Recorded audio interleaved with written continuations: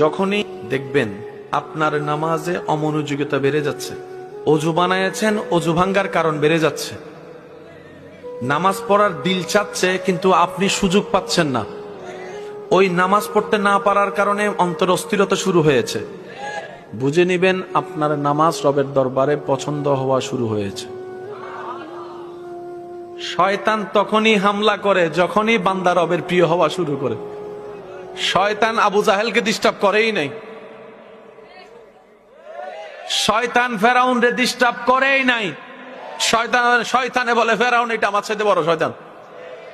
আমি ডিস্টার্ব করব কাদেরকে? যারা রবের দিকে যেতে চায়। সুবহানাল্লাহ।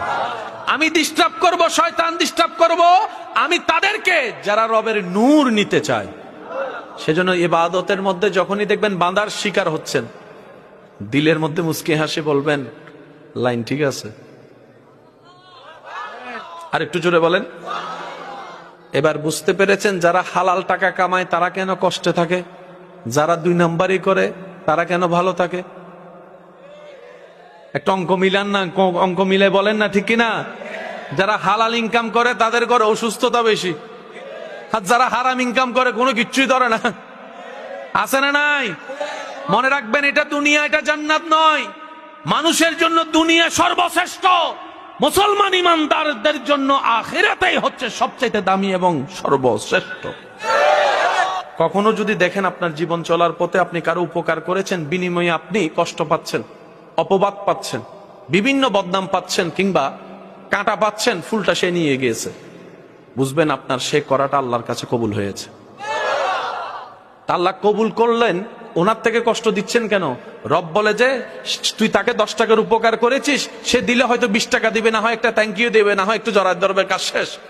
কিন্তু আমি চাচ্ছি তোকে তার চাইতে বেশি দিতে, তাই বান্দাকে সরিয়ে দিলাম, আমি আল্লাহ দেওয়া শুরু করব।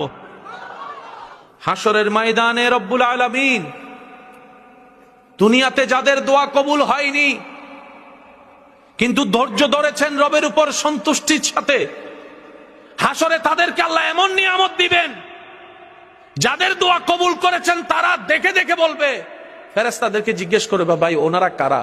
ওনারা কি কোনো নবী রাসূল? বলে যে না। ওনারা কি কোনো সাহাবা আহলে বাইত বলি? বলে যে না। তো ওনারা কারা?